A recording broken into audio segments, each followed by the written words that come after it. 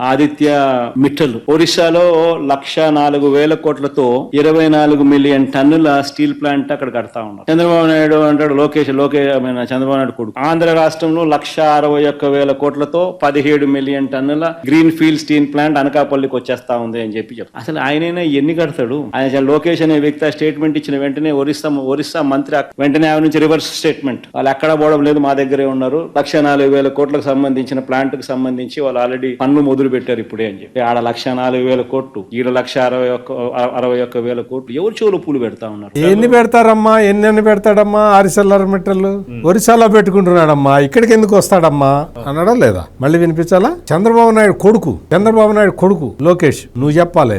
నువ్వు ఎవరు కొడుకో నువ్వు చెప్పుకోవాలి. నువ్వు ఆ కర్మలో నువ్వు ఉన్నావు. ఆర్సెల్లరమిట్టల్ వస్తున్నది, ఫ్యాక్టరీ వస్తున్నది పాన్తో కలిసి అంటే అసహ్యంగా మాట్లాడాడు. ఈ రోజున ఏమంటున్నాడు? నేనే తెచ్చా. నువ్వు మరి నిన్నగా మొన్న మాట్లాడావు. నువ్వు ఏం మాట్లాడావు? ఆర్సెల్లరమిట్టల్ అవన్నీ పెట్టడమ్మా, ఇక్కడ అసలు పెట్టడు అన్నావా? మరి నువ్వు తెచ్చిన ముఖానివి అయితే నువ్వు ఈ మాట ఎందుకు మాట్లాడావు? సింపుల్ ఒకటే క్వశ్చన్. ఇంక నేను వేరే కాంప్లెక్స్ విషయాల జోలికి వెళ్ళట్లా.